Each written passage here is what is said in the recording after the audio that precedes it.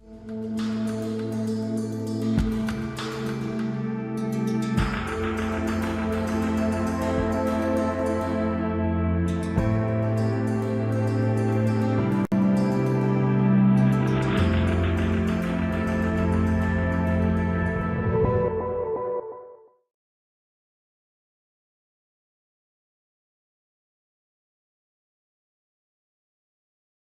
you very much for your attendance today.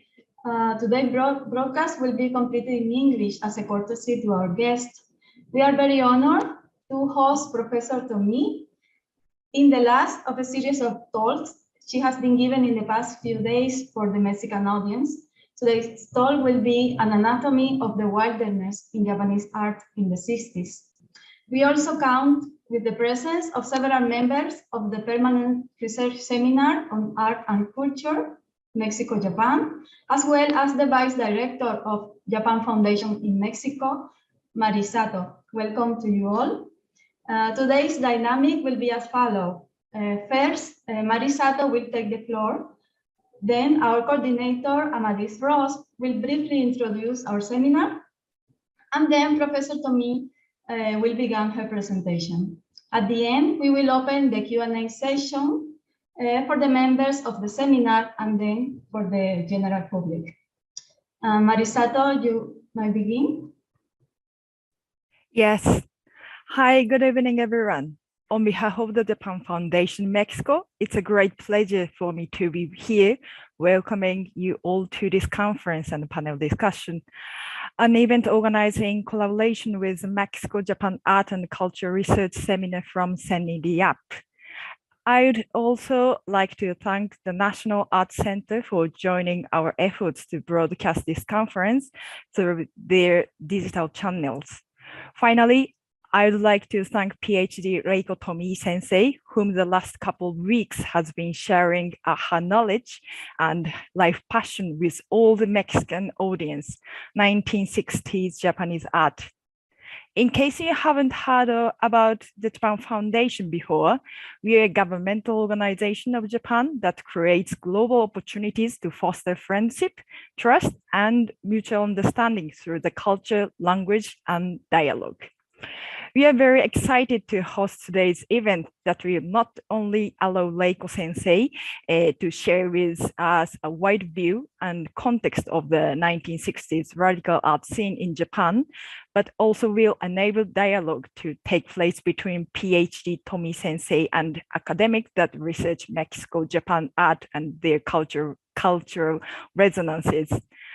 As Japan Foundation in Mexico Deputy Director, I'm looking forward to hearing the conversation and to learn from all the participants. I hope that Reiko Tomii's conferences will shed some light on our understanding of 60s Japanese art in a global context, and that her methodology can be an inspiration for young scholars and researchers to study their local art and keep contributing to the study of multiple modernisms. Thank you all for watching. Remember that this and PhD Tomii's lectures that are part of her virtual tour in Mexico will be available with subtitles on our YouTube channel for everyone to watch. Thank you and enjoy the conversation. Thank you very much. Now, Amadis Ross, the General Coordinator of the seminar, will take the word, please. Thank you. Thank you, Isabel, and good afternoon. As Isabel said, my name is Amadis Ross, General Coordinator of the Mexico-Japan Art and Culture Permanent Research Seminar. I would like to welcome PhD Reiko Tomii Sensei. It means a lot to us that you have agreed to present a lecture and then engage us in conversation. Thank you for this opportunity. I am sure that the topics that will be discussed this afternoon will open new paths among our study group and will nurture the public's interest in contemporary Japanese art. I would like to thank the Fundación Japón de México, that's the name in Spanish, for taking care of this event, make it possible, and Canal 23 and the authorities of the Centro Nacional de las Artes for providing this space and the live transmission. Thank you all. Before giving the floor back to my colleague, Isabel, I want to talk very briefly about the seminar. Founded in 2019, it is a multidisciplinary academic collective focused on the points of intersection between Mexican and Japanese art and culture. We believe that comparative studies enhance local visions, open new perspectives, and strengthens ties between peoples and worldviews. One might think that countries like ours have very little in common, and that it will be better to focus on nations that are geographically and culturally close. But we are convinced that both Mexico and Japan will learn a lot if they look at each other more often. We need to pay more attention because there is a treasure hidden in plain sight. Maybe, just maybe, we are too focused in the Western capitals of symbolic political and economic power. This conditions our vision and forces us to think that there are no different routes. But indeed, other world is possible. Nations like ours, traditionally seen as minor, peripheral, or irrelevant by Western hegemonic thinking, are obliged to reconsider their frames of reference, epistemologies, and even conceptual definitions on subjects of great depth, such as art, education, or culture. To strengthen this process, it is necessary, first of all, to know in detail our own history and our own cultural expressions, as well as those of countries that share the search for a new self-understanding.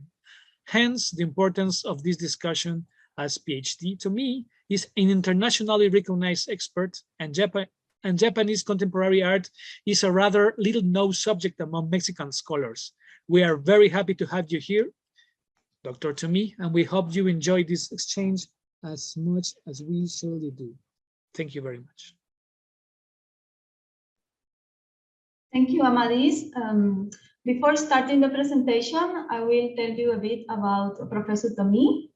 Tomii Reiko is an independent scholar and curator specializing in post-war Japanese art history. Having received a PhD in post-war American art history from the University of Texas, she worked at the Center for International Contemporary Art, CICA, where her first project involved organizing a personal archive of Kusama Yayoi's for CICA inaugural exhibition, Kusama's first retrospective in the US in 1989, for which Tomii collaborated with Alessandra Monroe, beginning with her collaboration with Monroe on the book publication in conjunction with Monroe's acclaimed exhibition, Japanese Art After 1945, Screen Against the Sky. She focused on post-war Japanese art history. Since 1992, in her independent capacity, she has worked with numerous institutions and scholars. Curatorially, she worked with Queen's Museum in New York for Global Conceptualism, Tate Modern in London for Century City, and Getty Research Institute for Art, Anti-Art, Non-Art, among many others. In 2003, co-founded Ponya Genkon, a scholarly listserv with Miwako Tezuka. Her first monograph, this very beautiful book, great book, I recommend to you all, Radicalism in the Wilderness, International Contemporaneity and the 1960s Art in Japan, was published by the Mid Press in 2016. For the past few years, prior to the pandemic, she has traveled to lecture in Beijing, Seoul, Singapore, and Australia, in addition to cities in the US and Europe. In 2020, Professor Tomii received the Commissioner for Cultural Affairs Award from the Japanese government for her contributions in international cultural exchange. Without further ado, Professor Tomii, you might begin your presentation. Thank you.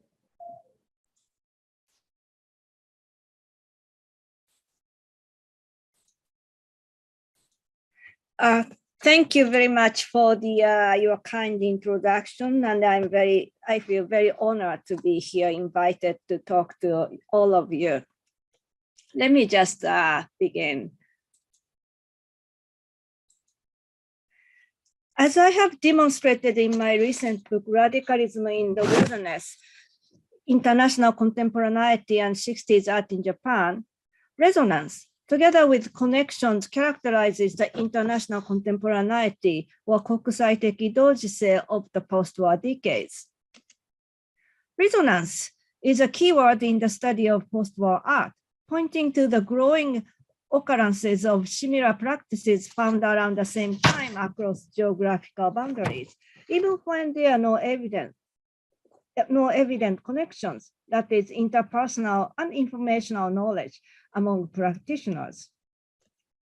In 60s Japan, the sense of international contemporaneity underscored the newly emerging practice of Gendai Bijutsu, which literally means contemporary art, that anticipated today's contemporary art worldwide. My book was centered on the work by three practitioners, Matsuzawa Yutaka, the Prey, and Gan, whom I have discussed in my book. They assume conscious distance. They assume conscious distance from the mainstream art world, and thus exemplify the wilderness aspect of 60s art in Japan. In doing so, I would like to prepare ourselves for larger discussion in world art history. Granted, it is always important to add hitherto unknown practices from the non-West to a world map of modernism. But if we are to be content with merely adding more, it is tantamount to building a Weberian encyclopedia of information. If instead we are to uphold the decentered view of multiple modernisms, the history of our discipline, art history, tells us that addition is not enough, especially not enough to dismantle the entrenched Eurocentrism in the field of art history. What we need to conceptualize is a new way to narrate the world history of post-war art while embracing multiplicity. Our mission is to devise a more dynamic, multivalent way to look at it. And I have proposed a methodology in my book, introducing a set of concepts built on a geohistorical understanding of contemporaneity in the sense of being contemporaneous. In this proposed methodology, decentering must be followed by amplifying and regrouping similar yet dissimilar contemporaneous practices in a spectrum. Ultimately, we will have a number of such spectrums to reimagine the history of multiple modernisms. In essence, it is a bottom-up and periphery-in methodology, as opposed to the Eurocentric top-down, center-out conception. That is to say, to build a narrative from bottom-up, our starting point is not so much global as local. The precision of global narrative depends on the precision of our understanding of the local. It may sound contradictory, but I cannot emphasize enough that the more global we want to be in our investigation, the more local we need to be in our attention. If so, without saying that it goes without saying that to achieve a truly global scale, this methodology in reality requires more than one set of knowledge and one specialist, making collaboration necessary. Today's talk and discussion to follow it, I believe, is precisely to generate a potential platform for that kind of collaboration. For similar yet dissimilar practices to be amplified and regrouped, we, the specialists, also have to be regrouped. With this in mind, my talk will concentrate on the local in preparation for further global discussion beyond this evening. I will first introduce you to the work of these three practitioners, whose radicalism, I believe, stands out in the global context. The oldest in age among the three practitioners, Matsuzawa Yutaka, was a pioneer conceptualist who made a complete break from the materiality of art in 1964 in favor of mobilizing the mental faculty in the viewer as the foundation of his immaterial art. His experiences World War II as a college student shaped his outlook of the world, and he made it his lifelong mission to express the invisible, first in architecture, the subject he was studying at Waseda University in Tokyo. In 1948, he gave up architecture and moved back from Tokyo to his hometown Shimosuwa in central Japan, where he began experimenting with poetry and art in order to express the invisible, ultimately in an invisible manner. His progress was slow, but by 1961, his signature theory of Psy began to take concrete forms, and he made his first text-based work of art in that year. In 1964, he established vanishing of matter as the core principle of his anti-civilization project by activating the viewer's mind to see the invisible, such as non-sensory painting, with his or her mind's eye. The foundational concept was Kannen, which means meditative visualization in Pure Land Buddhism, an idea in modern philosophy. Having been convinced that the modern civilization was a vast mistake, bringing humankind to the brink of extinction through 2 world wars, he diligently sought to invent an alternative form of civilization, which he called anti-civilization, with immateriality as an ultimate method. The intellectual underpinning of his immaterialism were parascience, primarily parapsychology, science, contemporary physics such as quantum mechanics and astrophysics, and non-Zen Buddhism. By adapting the immaterial method of Kannen, he not only rejected the material foundation of the work of art, he also reconceptualized his work as apparatuses to activate the viewer's mind.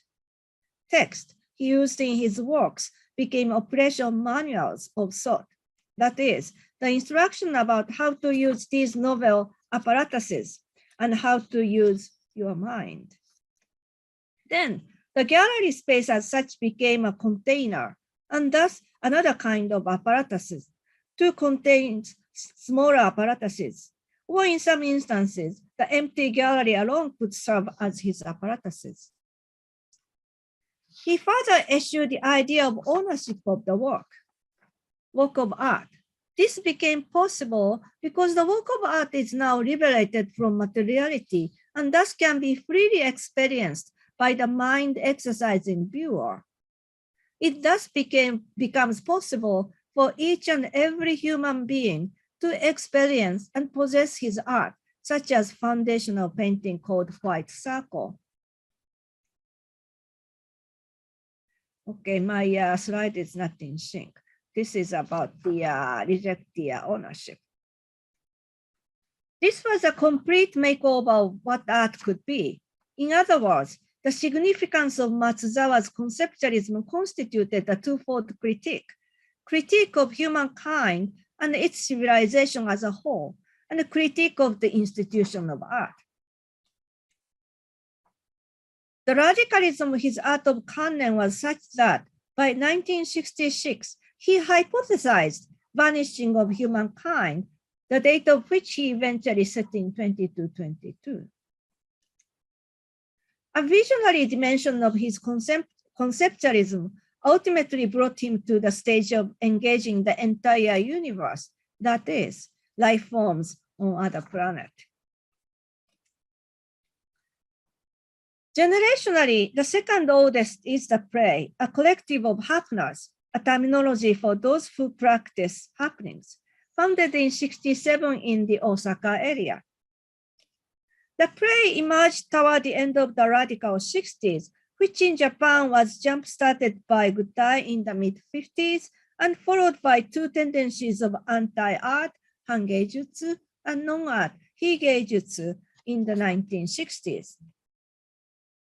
Performance art was a major development of this decade, encompassing those more conceptually oriented, as represented by Highlight Center, and those more body-based, as represented by Zero Dimension. These artists staged their performances primarily in urban space, especially on the street, manifesting varying degrees of anarchist aspiration against the background of a politically volatile social climate.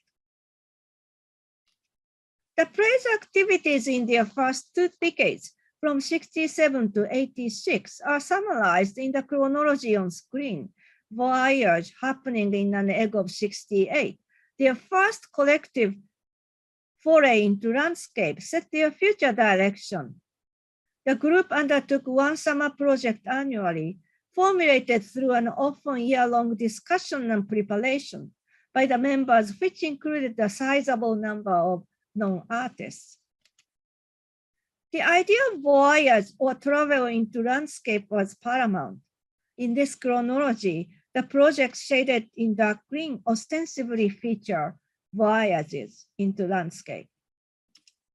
For example,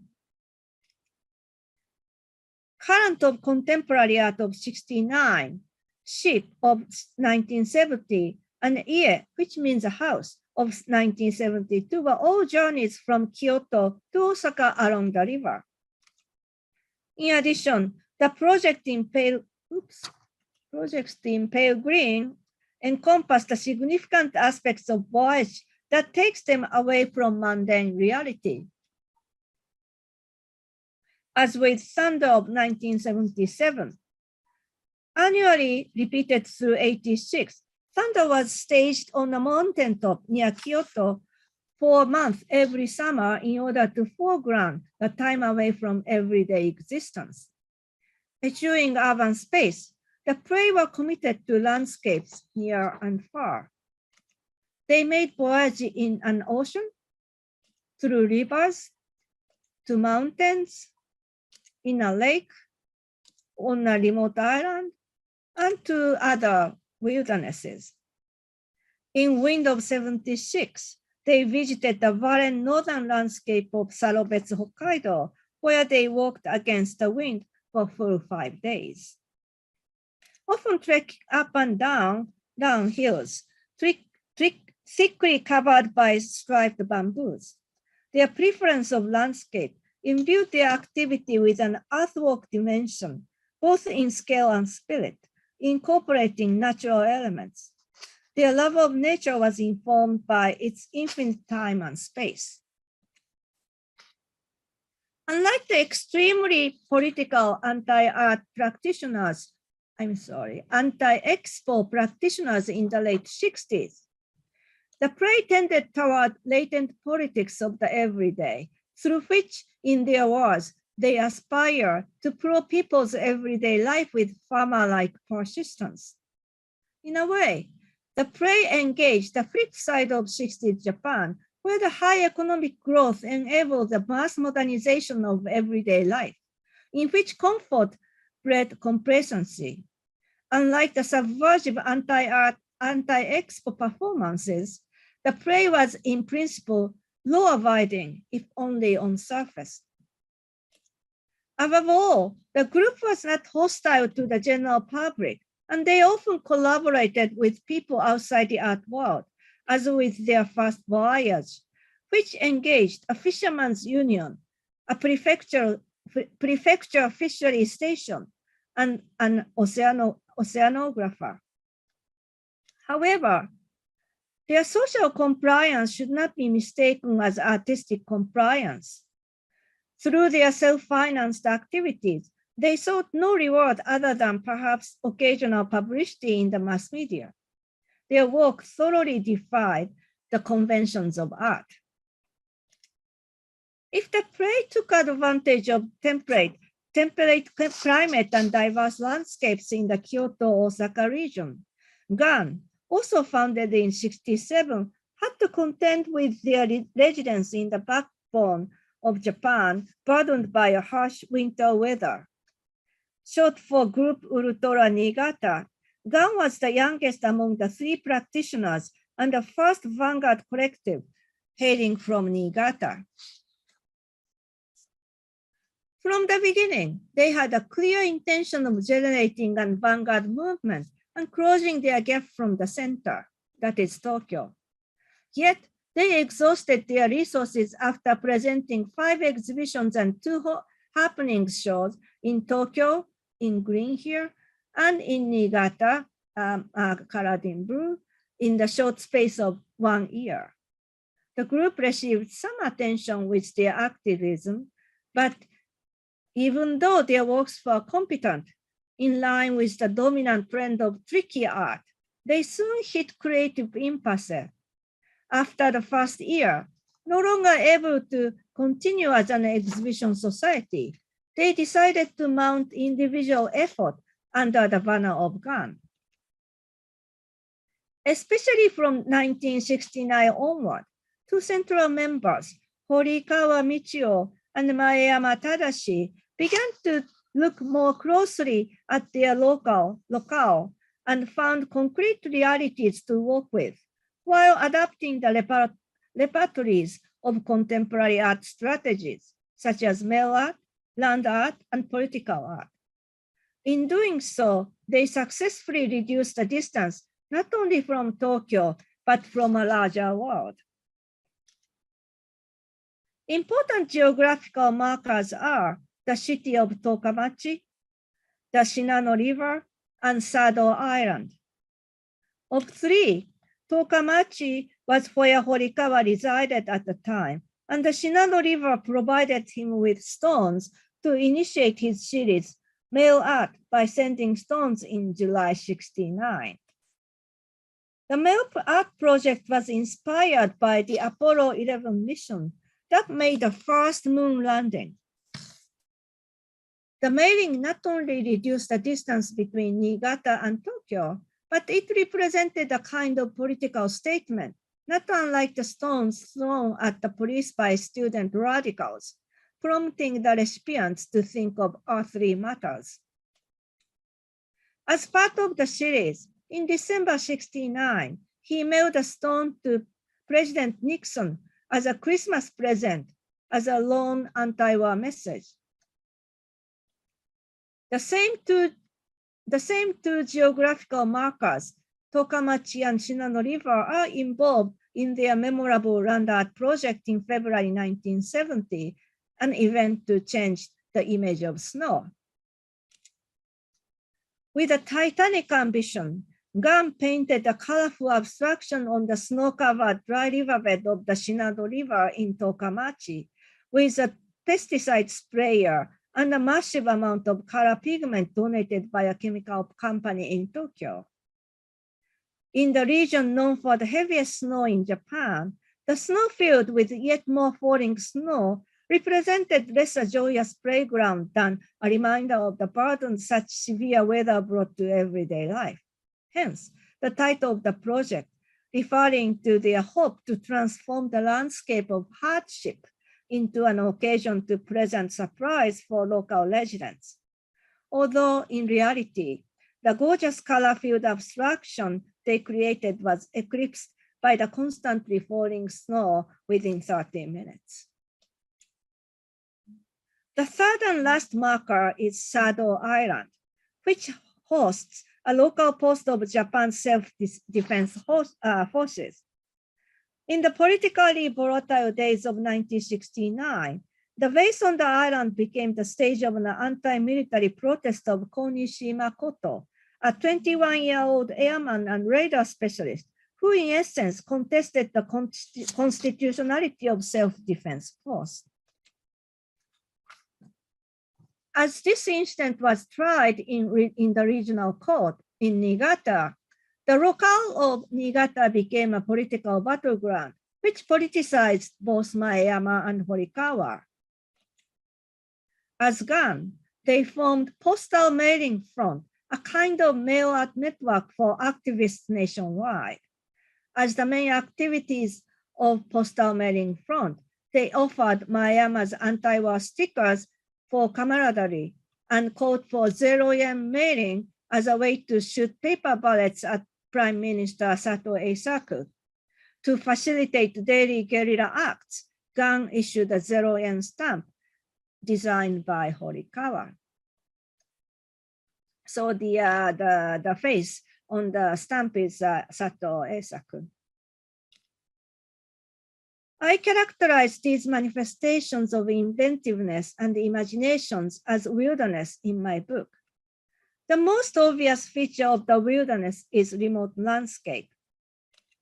But in my study, wilderness is more than no man's land. It has several layers of meaning with the connotation of out there. Above all these three practitioners were out there geographically, meaning outside of Tokyo. Matsuzawa lived in Shimosuwa in central Japan, marked by number 15. Gan, as its name demonstrates, hailed from Niigata. You can see 10 and 11. And the play was group based in Osaka, Osaka area, lots of dots, so you can see there. In this sense, their activities in the wilderness signify regionalism. Their expressions are also out there or outside the norms in thinking in art or everyday life. Matsuzawa's immaterialism, the praise voyage into landscape, and Gan's snow painting, stone mailing, and postal mailing front all embodied their thinking that is out there. Their out there status also put them outside the metropolitan culture of the avant-garde, such as Highlight Center, and more importantly, put them outside the mainstreaming state of contemporary art, as represented by Monoha. In these contexts, it is important to understand what happened after January 1964, when the Yomiuri newspaper company announced the termination of its annual Yomiuri Independent Exhibition, which had served as the almost only institutional site for the avant-garde. During the post-Yomiuri years, contrary to the vanguard artist's sense of loss, contemporary art gained a considerable presence in the mainstream art world and became a force to reckon with. In spirit and expression, our three wilderness practitioners bring in another layer of meaning, wilderness as out of the sheet of power. This is a historical layer of wilderness, or koya in Japanese, where in koya stands for being outside of sheet of power, either by circumstance or by choice, in the traditional East Asian vocabulary. In China, politicians descend to the wilderness, when they lose their positions in the court and the government. Literati painting was part of this tradition, with scholar painter withdrawing from the seat of power to critique the officially sanctioned academic painting. In modern Japan, being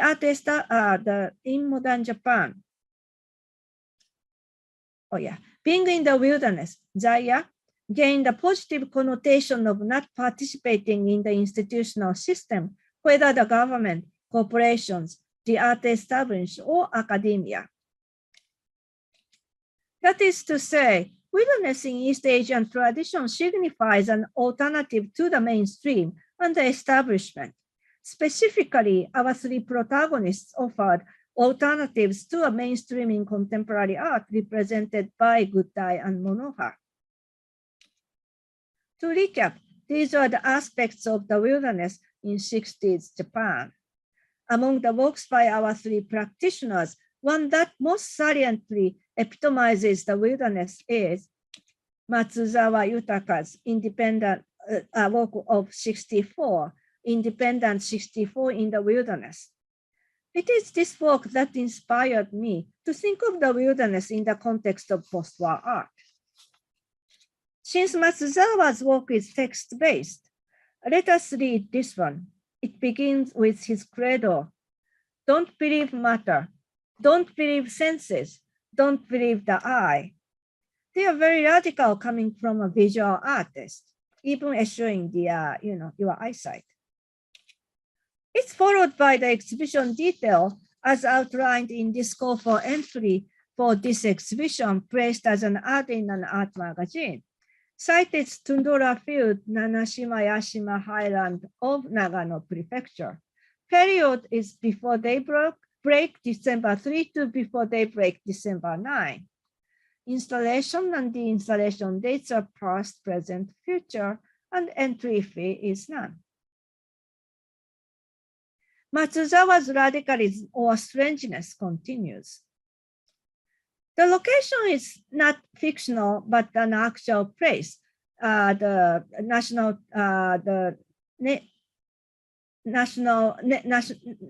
designated treasure, nature treasure, Yashima Highland. You can see in the color, which is echoed in the art. The most astounding is the entry method. Please keep your entry in your hand and deliver the formless emission from it, imaginary work, to the exhibition site. Any delivery method will do. It is very likely the site will be filled with many bizarre, formless things of new, making the exhibition a rare, merry occasion. Those who wish to enter may start contacting immaterial or immaterial ways. The work exemplifies not merely a situation these artists were in, but wilderness as method, which consists of the use of desolate landscape away from Tokyo, the application of such out there ideas as an immaterial exhibition, and communication method that may include telepathy. His upholding of the idea of independent exhibition as a free forum, and his embrace of the do-it-yourself tradition of Japanese modernism in rejection of the authority and the institution. As such, this work is an icon of the wilderness. Thank you very much. This is the end of my lecture today.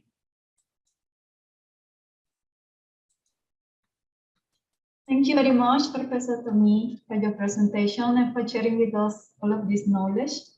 Now I will open the Q&A section. So we have two questions from the group, and then we will pass to the individual questions. It's okay? So, okay. The first question will be, how this scenario of alternative platforms and strategies in post-war Japanese art affect the way the international, let's say, Western art circuits perceive the Japanese art scene? Yeah, that's a very interesting question. Because of their alternative platform outside of the mainstream of contemporary art, they were not recognized from outside. They are even not so recognized within Japan too until very recently, let alone the international art world. International art world or West pick up what they can see, and then they tend to pick up what look like theirs. So gutai, like the gesture abstraction, and happenings, actions, that's rather familiar to the international audience. Monoha is in spirit. It is a very Eastern, rooted in Eastern philosophy as well as Western philosophy. But you know, their use of the materiality of such the thing as the like wood and stone, they parallel the ongoing investigations of minimalism and post-minimalism. So it was actually a parallel phenomenon. So they were picked up.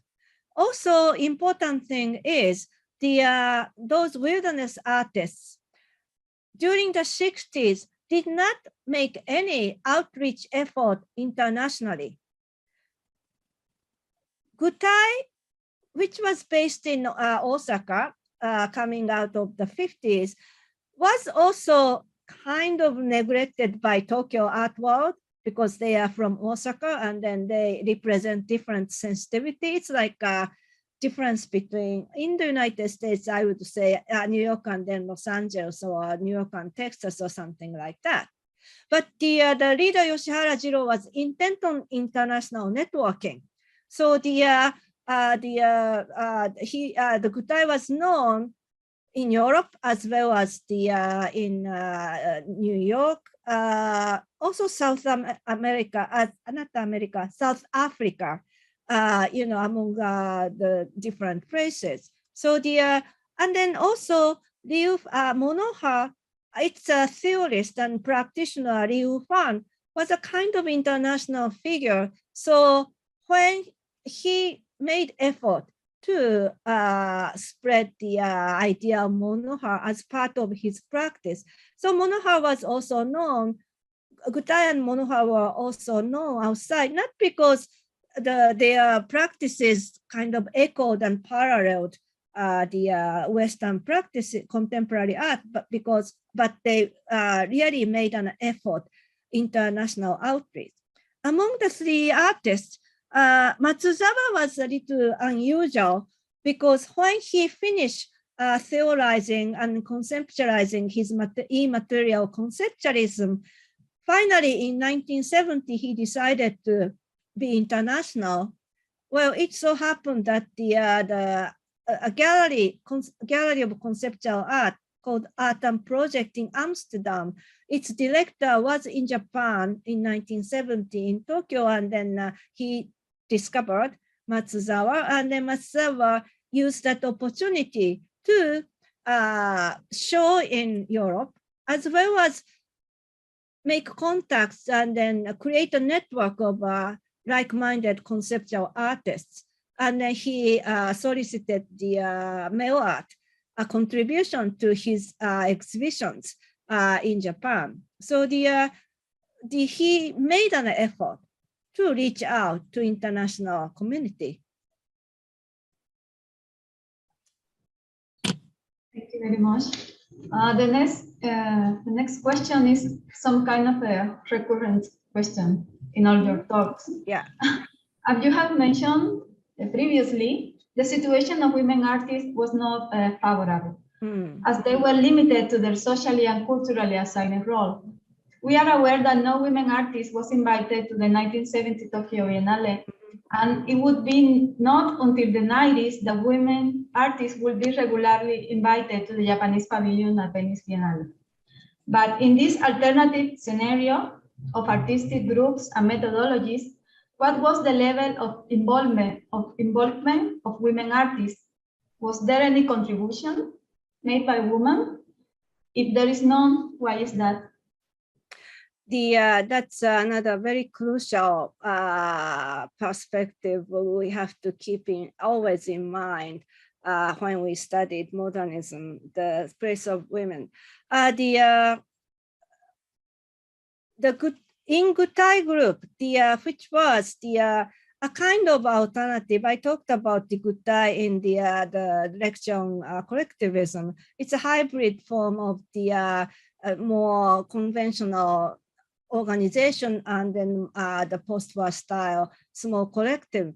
They actually had a good number of women artists, like Tanaka Atsuko and Yamasaki Tsuruko. They were actually prime leading members, practitioners, and then representative of the spirit of Gutai. So the women were making a major contribution. The other vanguard, the kind of anti-art groups.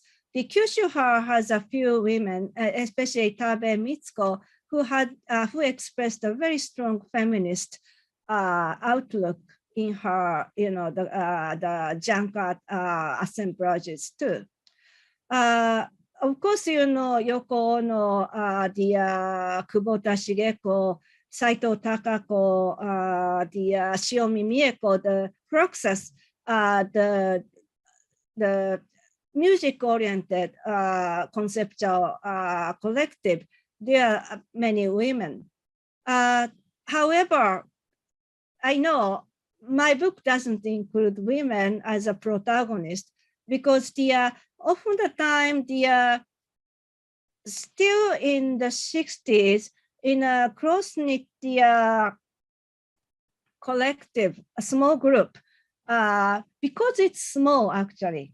If it's a big, the more the broad-based group, women like in a Gutai or in Kyushu or in other actually more conventional artist groups, they had presence actually, but in smaller collectives, women had a very difficult time, if there were. And then that's one of the reasons I you know, like the collectives I looked at didn't have the women members. I think it's probably telling that what I heard about students movement in the late 60s, in those radical students group, you know, they are also kind of looking for alternative, very resistant, rebellious. And then in these groups, women were actually relegated to the support role, meaning cooking, washing, and then so on and so forth. Like not that different from household situation, whereas men took initiative and then you know, decide theoretical as well as the operational, you know, positions. So this actually exemplified still in Japan how Japanese women fared in the collective situation. The interesting thing is a few women into the 70s took a very assertive role. For example, Nakaya Fujiko, she's a video artist. She hosted a video art gallery, and then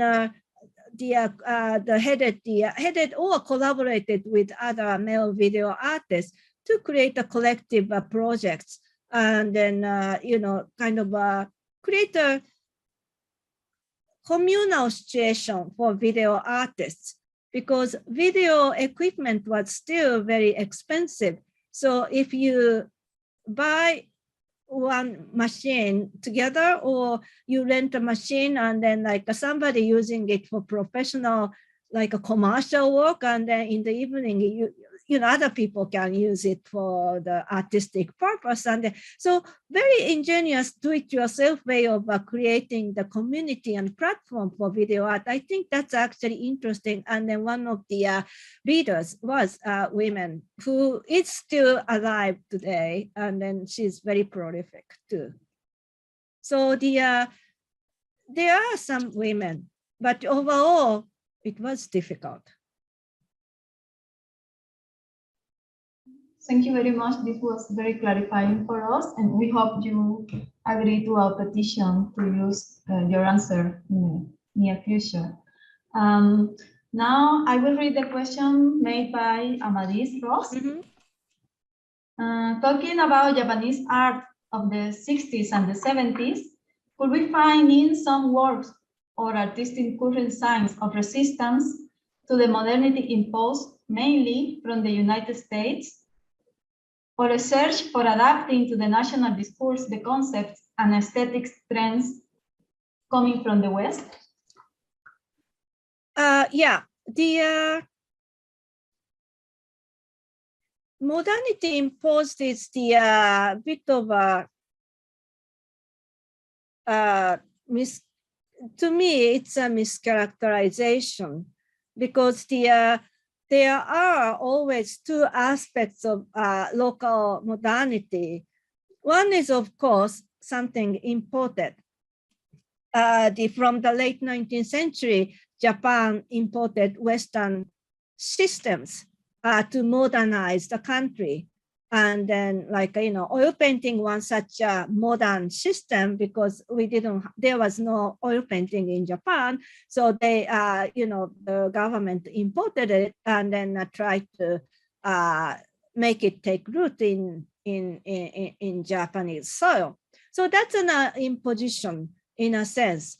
Even though Japanese government was agency of import, they were in the position to compelled to import, almost forced to import, because in order to be a modern nation, and then in their mind prevent the being colonized, they have to be modernized, and then maybe they have to be also a colonizer, you know, if possible. And then that was what they tried. It was imposed from, yes, in a way. But on the other hand, practitioners on the grassroots level, they took it very seriously and then tried to see how they can make it more, how to make something original, not original, I hate the word original, but something, their own from using that Western import. And then that's always the story, any locale, whether in Japan or Australia or in Mexico or in Africa, practitioners always took initiative of adapting or turning it into their own. And the interesting thing is what is imported, like language, what is imported from the outside world do not keep its feature intact. They were inevitably transformed as in the context, in the society, in the culture, it was transplanted into. So even though it was imposed, imposition after that line onward, it became something different. And then, of course, there are always the camp who embrace the, how to make it their own, and then opposition because it's import, and then so on and so forth. So, but there are always, those two directions, vectors, coexisted to formulate the local modernism.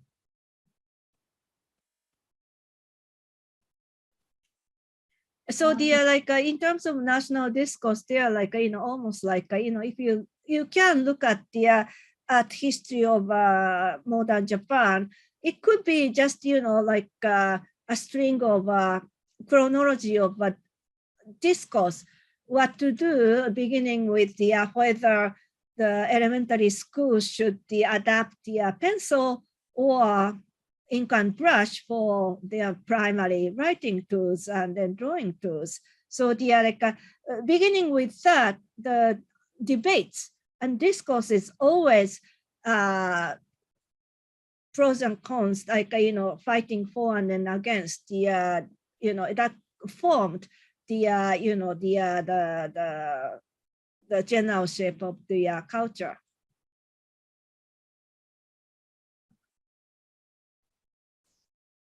Thank you very much. Now we have Professor Laura question. Would you like me to read it? Or?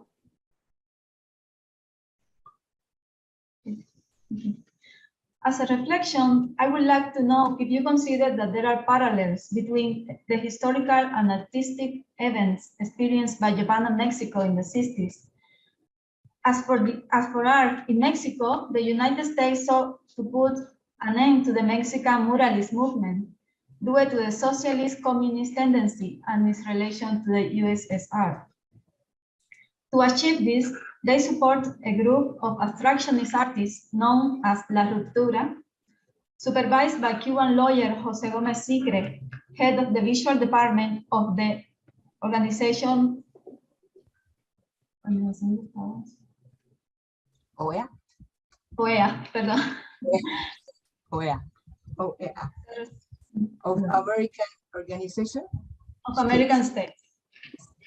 As a result, the image of American muralist movement was undervalued and abstractionist painted predominant. Japan, on the other hand, after World War II, suffered the American intervention, and in the art scene, Japanese artists developed the value the artistic current related to American and European artistic proposals foreign to Japanese tendencies. Faced to this imposition, new groups emerged in Mexico and Japan with combative stances against the hegemony of the West. In Mexico, they are known as the group of the 70s. Do you believe that these parallels can frame the similar artistic policies between Mexico and Japan, especially if both were affected by the artistic ideology of the United States and considered as the others? I see. I think the relationship between Japan and US is more complicated because Japan was the defeated in the Second World War by the United States, and the United States physically occupied Japan.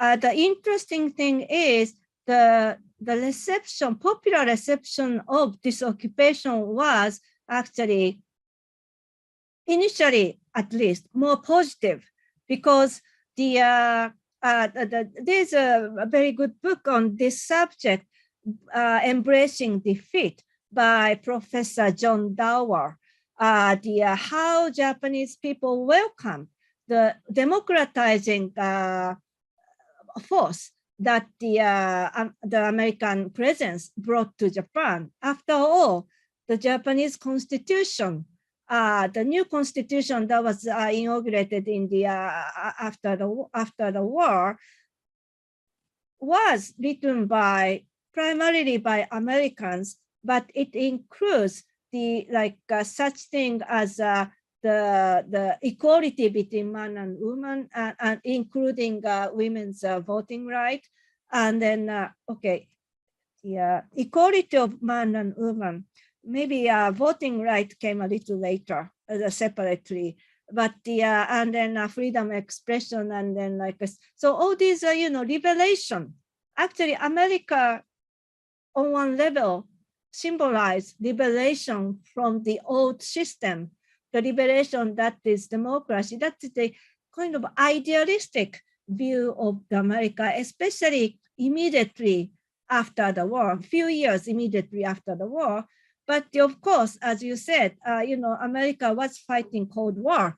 They have to contend with the Soviet Union, and then communism coming, the Japan was kind of a forefront of the,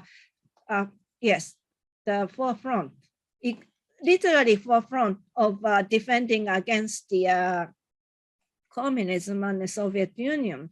So the politically speaking, the Japan's the direction was very much affected, shaped by its relation with the United States. Art is something actually different. In the 50s, there are very strong Marxist communist influence in some sectors, and then like a socialist realism, not socialist realism, but the social realism, the reportage movement to work with the going to the farmers' communities, or the striking, factories, or anti-American based protest movements. So the artists actively try to join this movement and then depicted it, and so on and so forth. That was rather short-lived in the 50s. And then in a way, there are two kinds of avant-garde. Political avant-garde, like those reportage painters who embrace the political agenda and then try to use art for that purpose. On the other hand, there's artistic avant-garde represented by, in the 50s, by Okamoto Taro. Okamoto Taro is, some of you must be familiar with, because he came to the Mexico and then make murals and then so on and so forth. And then he brought back some of the ideas of Mexican art back to Japan. So his position was, in a way, anti-West, in that he tried to look at something indigenous in Japan, like the Jomon prehistoric culture, or more vital, the local cultures in Hokkaido or Okinawa, and then try to incorporate that spirit into his contemporary painting. So that was 50s. So in a way, we can see some parallel between the Mexico and Japan.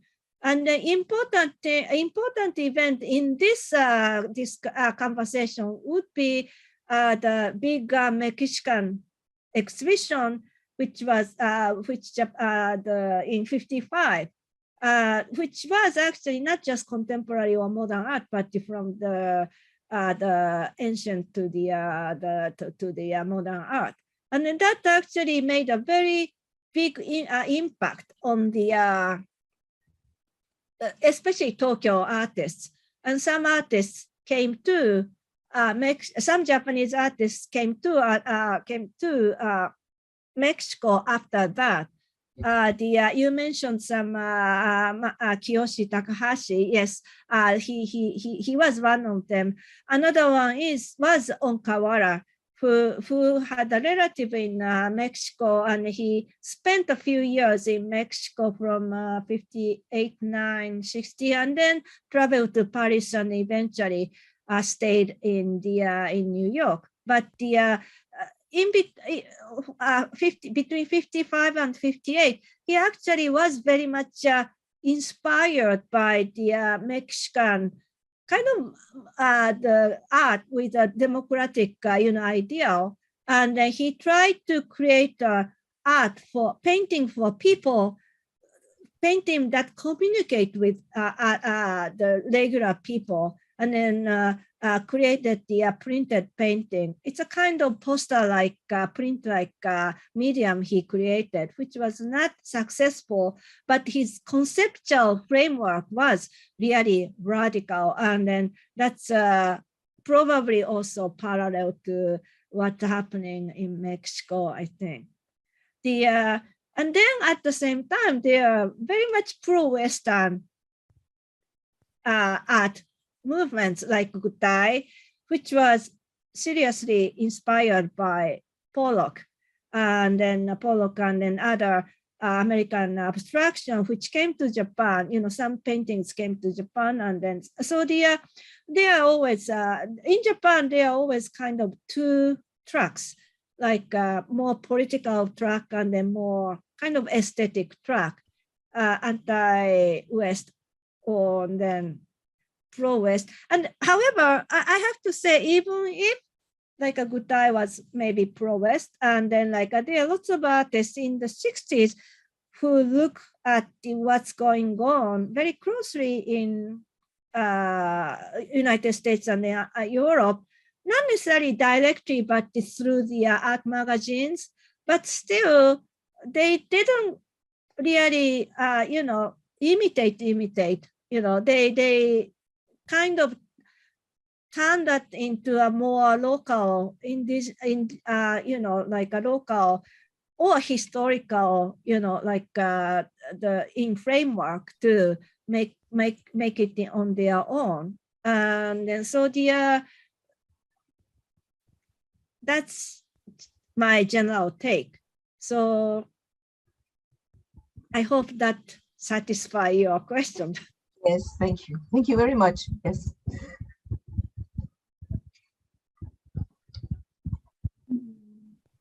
Well, now we will have the intervention of Professor Favela. She would like to mention Kiyoshi Takahashi sensei, who could also be read from the concept of wilderness.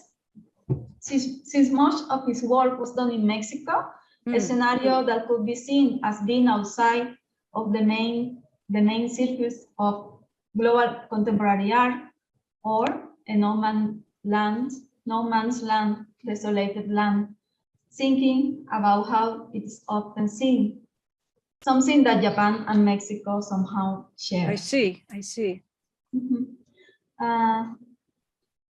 Professor Favela, would you like to share? She's going to make a short presentation for you. Great. Just for everybody to know this artist. Thank you.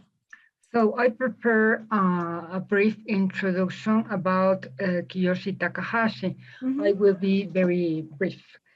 Master Kiyoshi Takahashi, 1925 to 96, arrived in our country in 1957, attracted specifically by pre-Columbian sculpture and ceramics and the work of the so-called Cultura artists. He traveled to Jalapa, Veracruz, to carry out sculptural work for the University Veracruzana, where he was also appointed professor and head of the sculpture department of that institution. During his stay in our country, he won several awards and sculptural commissions. He was awarded in 2 of the 4 biennials of sculpture during the 60s and was commissioned to participate with the monumental work in the Route of Friendship organized during the 19 Olympic Games present in our country. A year later, he decided to return to Japan, and in 1988, a major exhibition was organized for him at the Museum of Modern Art, INBA, in Mexico City. So, Isabel, make you my question about Kiyoshi Sensei, that if we could also be rid from the concept of wildness, since much of his work was done in Mexico, a scenario that could be seen as being outside the main circuits of global contemporary art, or a no man's land desolate, thinking about how it is often seen. I would like, if possible, to get your point of view of this. Thank you very much. Yeah, I look up some of his works, the Google search. It's I didn't know about him before today, until so I thank you for your bringing this his work to my attention. In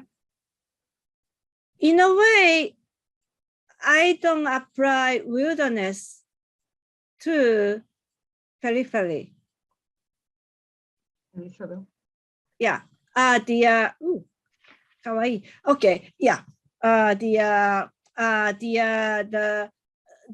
other is the relationship between the center, which is in this case the Euro-America, and then the periphery margins, like mainly non-West, and then so the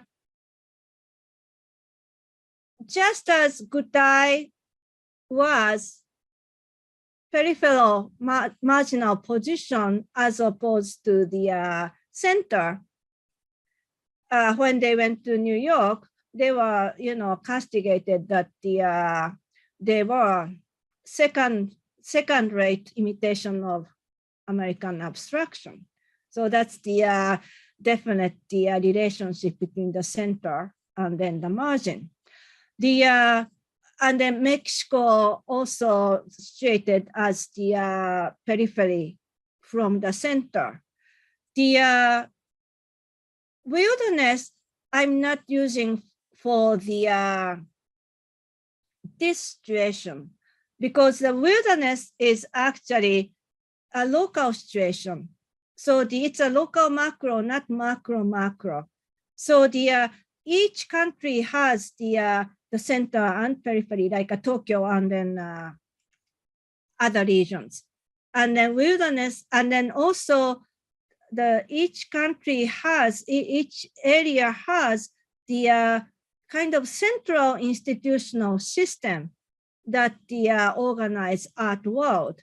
And then that's the center. And then as opposed to that, I see the wilderness. So the gun or the prey is twice marginalized from the center, which that is Euro-America. Because Tokyo is marginal, minor capital within the whole scheme, Western Eurocentric view. It's a non-West capital. And then within the country, the Tokyo and then the other regions become a kind of mainstream versus wilderness. I have to say, Takahashi the sculptor Takahashi seems to be rather central in Mexico. Was he not? Because he was a very central figure. He taught and he created monuments, which by definition is a central mainstream project, and then so on and so forth. And then he also had the retrospective in '88. So he was recognized. He was a mainstream figure in Mexican sculpture world or Mexican modernism. However, I didn't know about him because we are in right now we are still in a very cumbersome situation with Japan, West, and then Mexico, and then we don't have the direct Japan and Mexico still not the dialogue, not in direct dialogue in this case. So in a way, what you are suggesting is the need for us, like, in Mexico and in Japan, to look at each other. It's just exactly what Amadis said in the beginning. Takahashi's example is very interesting to me because this figure, and then like coming, the connecting Japan and Mexico. But I have to know more about that to more intelligently, comment on it. But the new historical constellation requires our regrouping together, Japanese and then Mexican artists, and then also creating a more create a pressure point to the Eurocentric discourse that does not include Takahashi in their narrative. So you have to, make them include. Make them include is not like a nice way to say. That's not the scholarly way to say. But we have to create a space for Takahashi to talk about him in the broader world history of modernisms. That I agree. Okay, thank you very much.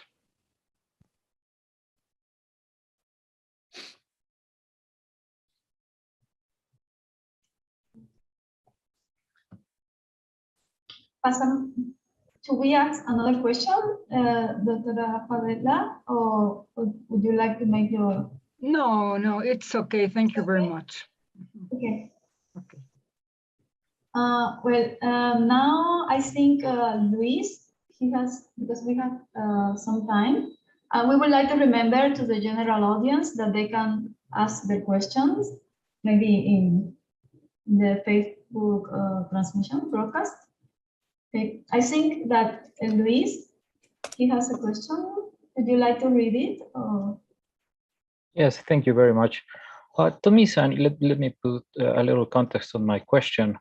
In 1965, by initiative of Yoshikata Aso, a former member of deputy of the National Assembly of Japan, start this organization is called the Japan Art Festival Association, JFAA. In a doubt of this, I'm thinking what might be your opinion about this idea of wilderness, as you exposed to us as a sentiment of being out there, not just intellectually, but also in a literal, physical way. Would you think that this wilderness might be tamed in the sense that some of these ideas of independent art and contemporaneity turn into official art statements through some of these international exhibits, mostly the ones organized by not just the Yomiuri Shimbun, but also the Japan Art Festival Association during the 60s and the 70s, sometimes in a parallel way as the art depicted in Biennial exhibitions as in Rio in 1971. Okay, I'm familiar with Japan Art Festival. At least the first iteration was 66, which came to New York, covered building. And then that was actually shown a few months before the famous Museum of Modern Art show, New Japanese Painting and Sculpture. The Japan Art Festival was conceived, I believe, as a promotion of Japanese culture as a kind of an export effort of culture, kind of preceding our Cool Japan, which is kind of, but using contemporary art. And then, so that is actually what I call mainstream art world. Because the mainstream art world in the 60s, avant-garde, what was used to be called avant-garde, which became the Gendai Bijutsu or contemporary art in Japanese terminology in the 60s, is not because they are today's art, but because they replace sort of the status of new art from the modern art, the more conventional painting and sculpture world, and then asserted its position with the more globalized, more internationalized perspective, which the Japanese critic termed as international contemporaneity. And then so the Gendai Bijutsu, the moment we start talking about Gendai Bijutsu, we are talking about the more mainstream and then increasingly institutionalized system that surround contemporary art practices.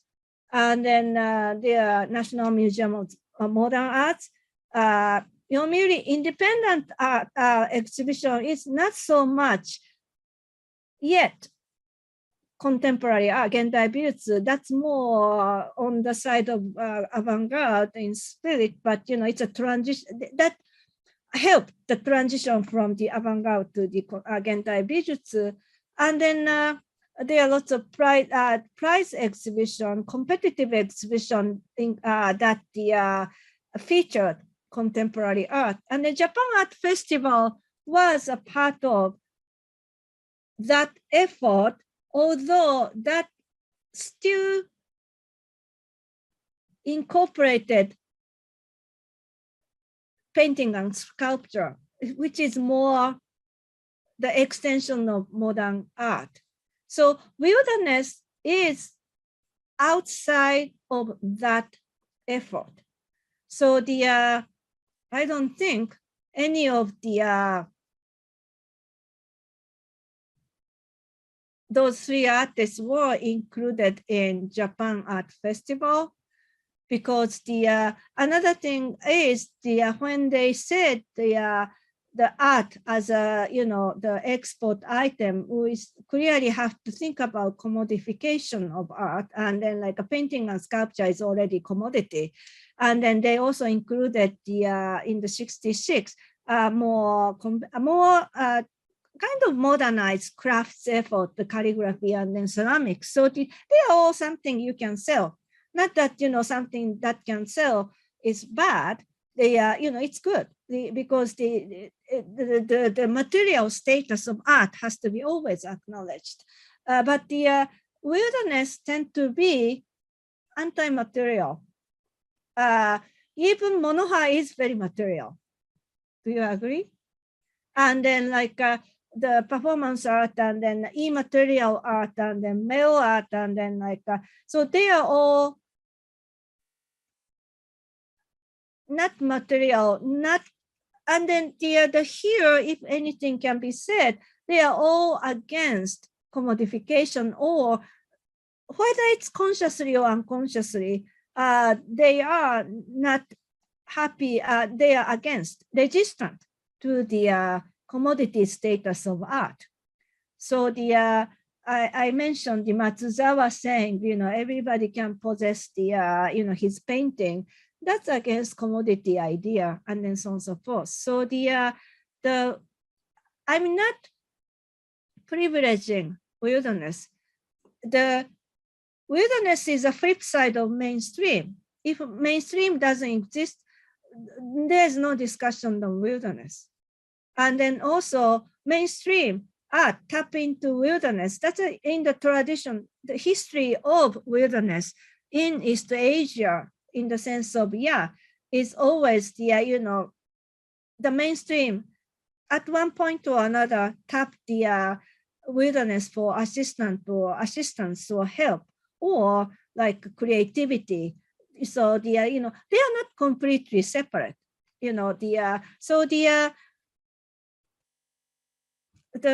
If we talk about official art, wilderness is kind of outside.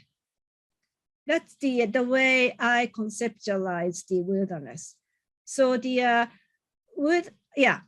let me stop there. Thank you very much for your answer. Actually, today's lecture was only half of the what was originally presented somewhere else. So it will be twice as long. It was on a 1-hour lecture. And then like the last half of the that lecture will talk about mainstream art world, and then comparison of the mainstream attitude and wilderness attitude. So it would actually clarify better to your question actually, Luis. Yeah.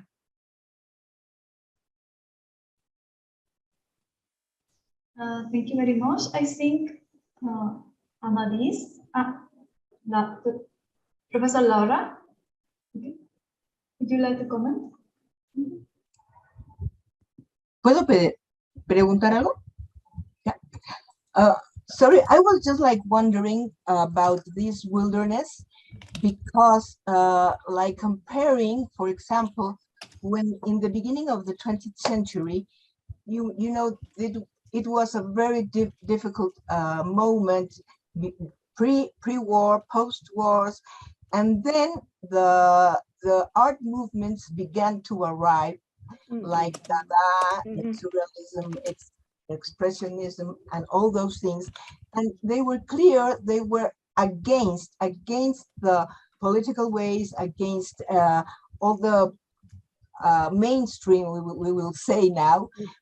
I would like to see if by any chance we can compare them, because after they were like very subversive and very like breaking with everything.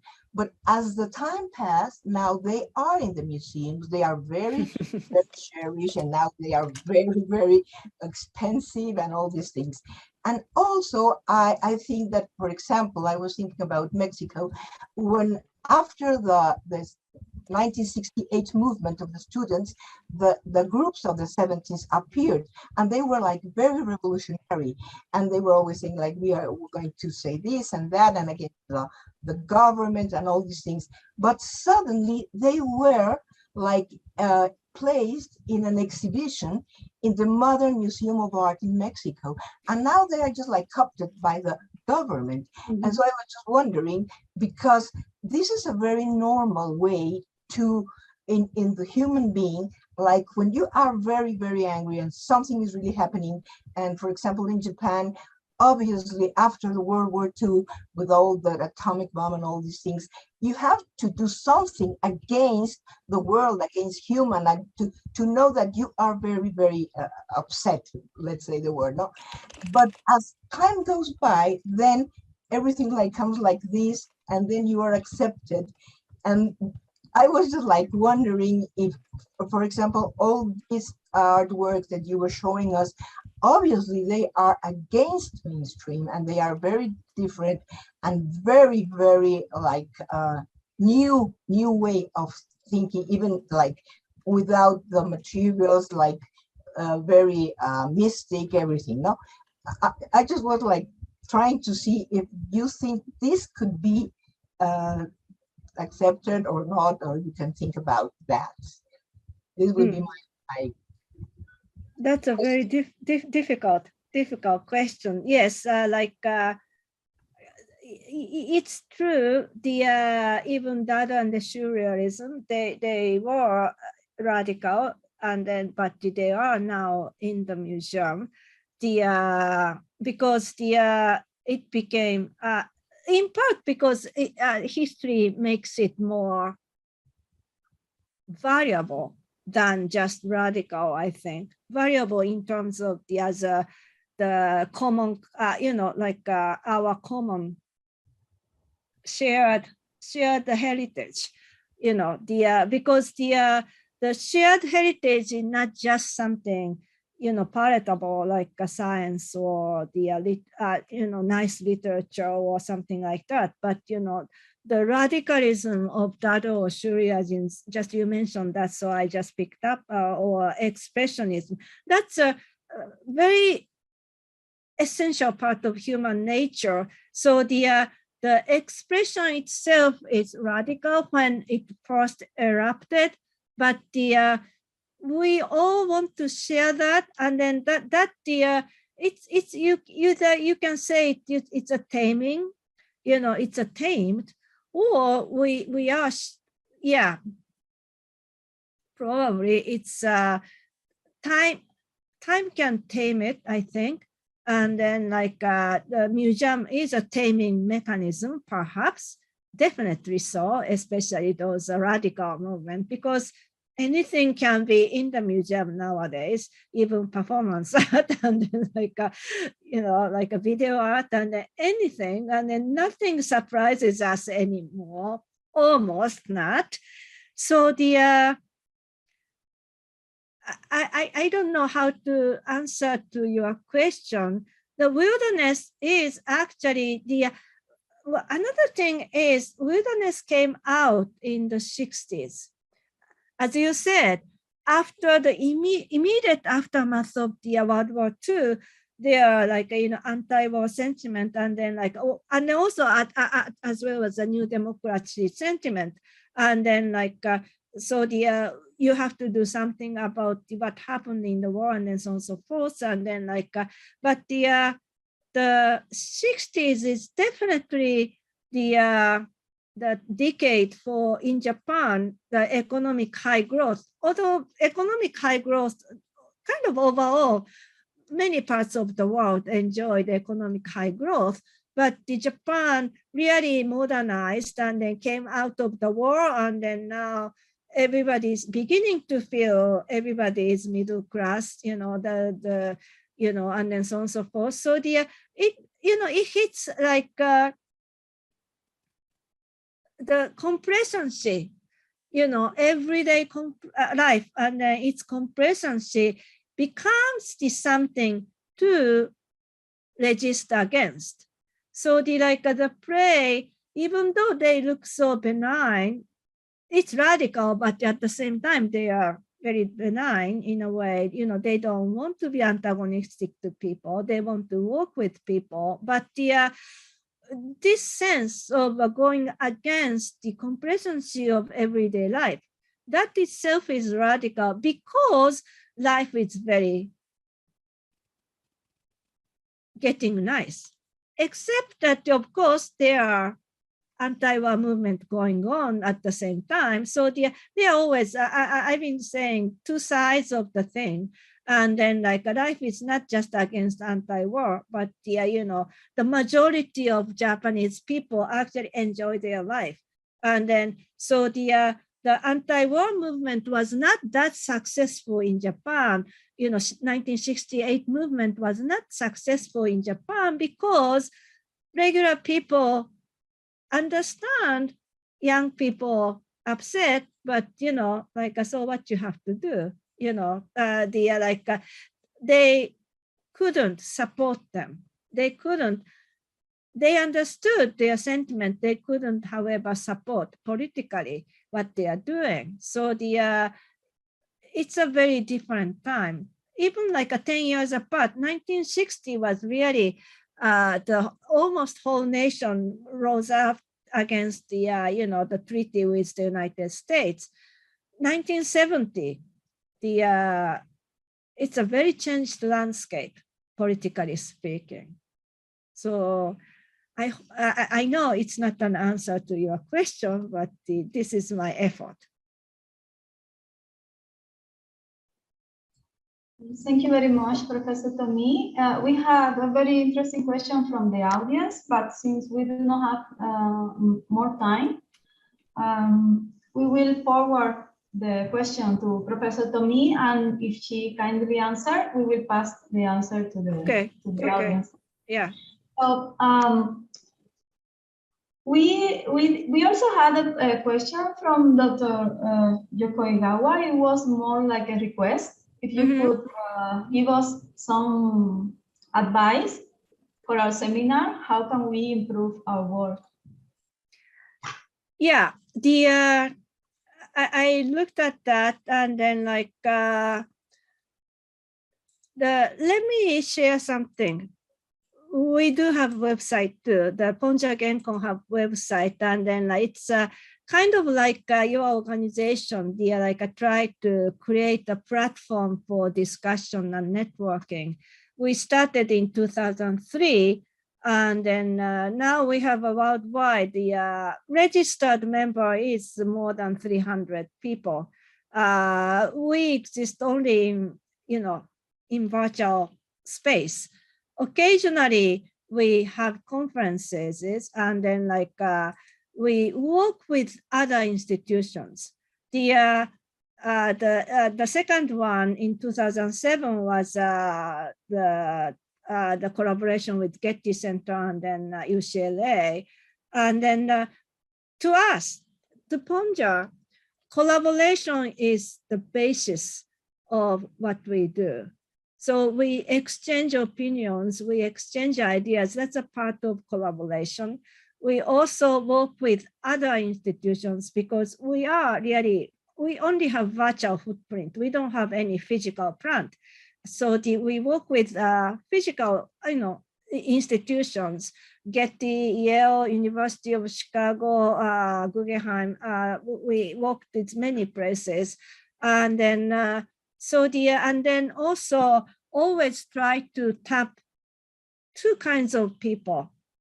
You can see we always want to involve artists because post-war Japanese art, and then like we learn from living artists. So we always want to work with the living artists, learn from them, because they are the reason we exist. We want to study their work.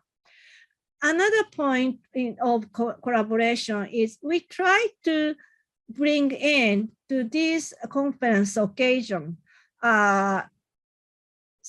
modernist, Euro-American modernist scholars into as a kind of guest capacity. In part so that they would know what we are talking about, but in part we want them to comment on us, in a public way. We usually ask them to be a commentator for our panels and then presentation, so that we can start creating more exchange, not with ourselves or other, in your case, other kind of non-Western, on the non-center regions, but also we want to engage the center too, because if we get together and then we do good work, if center doesn't count us in, or we don't count them in to us, it's really kind of become monologue. We can never dismantle the whatever fence or boundary that prevent us to exchange more ideas with them. So those are the two things, if I may, say like how to not necessarily improve. You may have already done that, but that's the two things we always think about in terms of expanding the circle of collaboration. Yes. Thank you very much, Professor Tomii, and thank you everyone for being here with us today. It's been a wonderful afternoon. And I don't know if anyone would like to say something like Amadis or anyone? No? No, only thank you from the bottom of my heart, because it's really interesting, this concept of wilderness. I hope we will have more time, even more days to discuss, because maybe we can use this concept to and apply it to other I don't know, worldviews and kinds of art, for example, in Mexico, or in the present day, in contemporary or present day art. But well, unfortunately, we have no more time today. But really, thank you very much for being here with us. I hope you enjoy this well, I don't know, okay, chat with the seminar. Thank you. Thank you.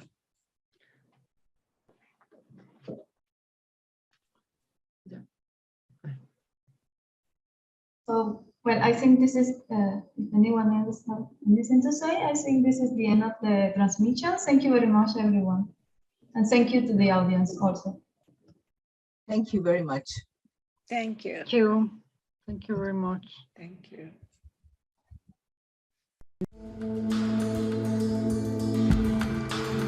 I don't know if we are still on air.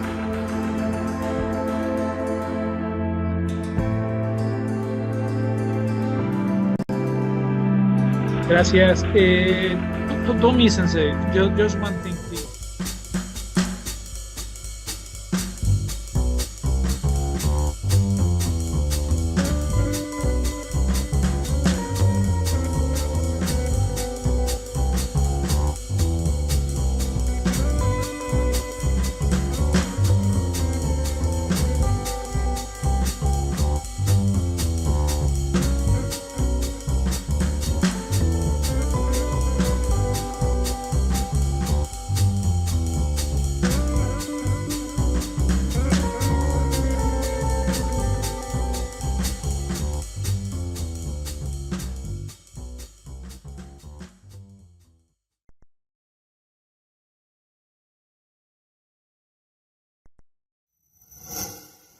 Gobierno de México.